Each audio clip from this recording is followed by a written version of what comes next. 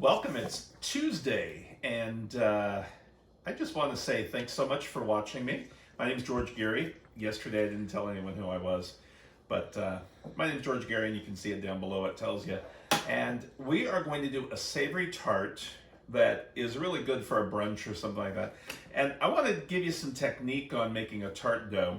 And we're going to do a savory tart in the same way you make a regular tart. So what we're doing is the tart dough first, and then we're going to make a tomato basil mushroom tart in the oven. And it's great to freeze. So we're going to take flour and put it all around the food processor. Of course, I start itching. Then we've got our butter, and we're going to put this all the way in cold around the food processor itself. Some salt, because I have unsalted butter. Then we got some fresh herbs. So whatever fresh herbs you've got, I've got a little bit of thyme, and I'm going to put that in there. I want to sneeze. I'm not going to sneeze. We're going to make this jump, which means pulse 20 times. So 1, 2, 3, 4, 5, 6, 7, 8, 9, 10, 11, 12, 13, 14, 15. 1, 2, 3, 4, 5. Now look at the inside, and you'll see it's really nice looking right like that. Now what we're going to do is we're going to take an egg yolk and some water, turn it on, and you normally see, they'll say in recipes, till it forms a ball. We don't want that. That's too far. We want it to stay crumbly. So what we'll do is turn it on, pour our water and our egg yolk in there. Off. On, off. We're going to check it. Perfect. That's it. So we're going to take it, and we're going to take this mixture, place it on a clean surface, and we watch, make sure we don't cut ourselves. One time I was doing a class, Williams-Sonoma, years ago, and I was talking to everybody, and I put my hand into the food processor, and of course I cut myself. So thank goodness I was doing tomato sauce and nobody knew. I'm kidding, it wasn't tomato sauce. Anyway, now look at this. Here's our crumble mess. You think something's wrong. It's perfect. What we're going to take is the palm of our hand and press.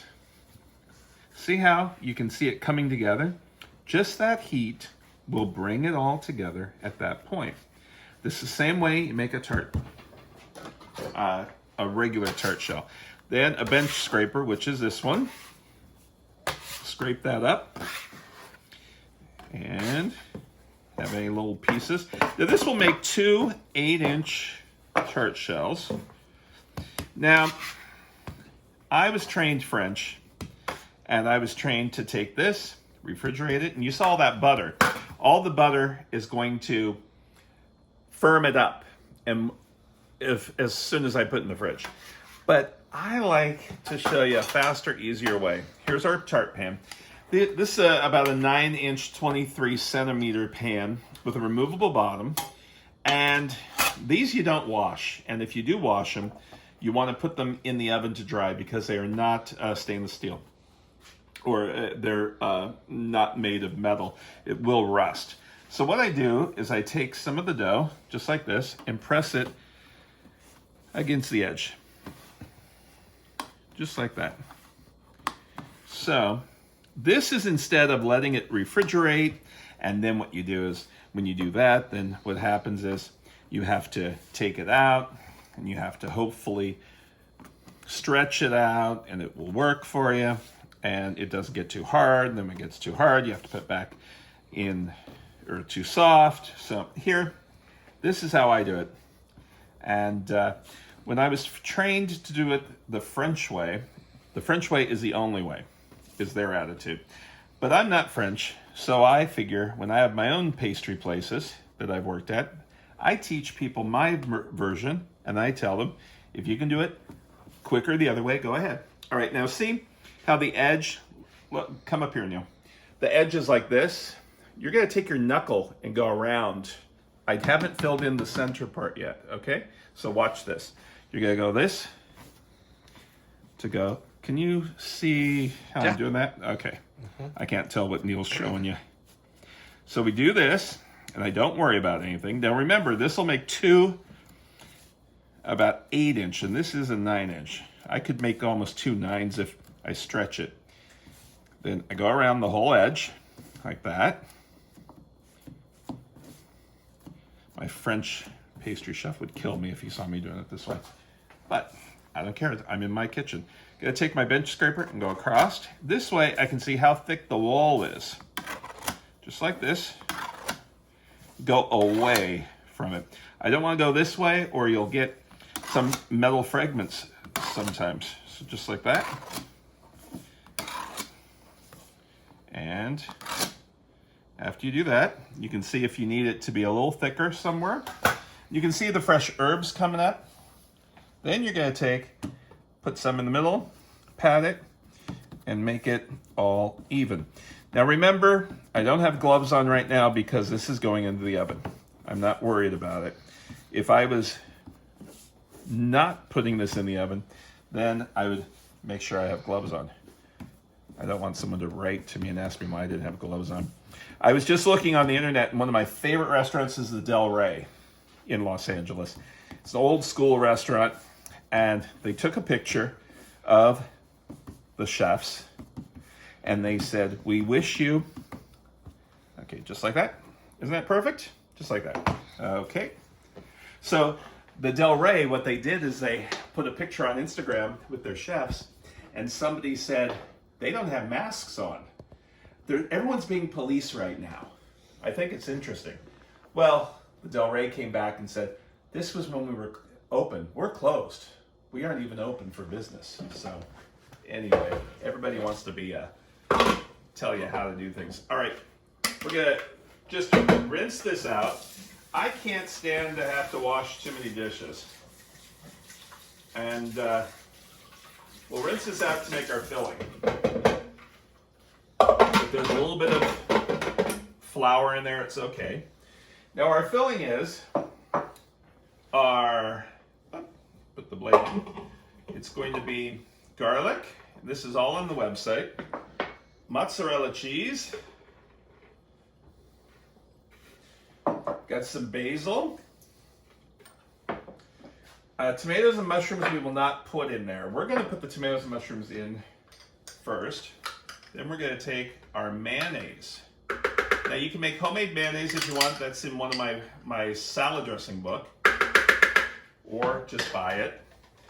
We're going to just pulse this about 10 times. And here's our inside part. Can you see that okay? Okay, now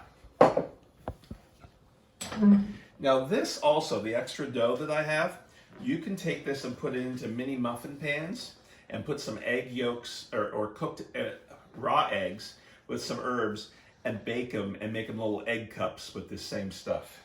If you don't put the herbs in, I have a recipe in my book that shows how to use it with a sweet dough.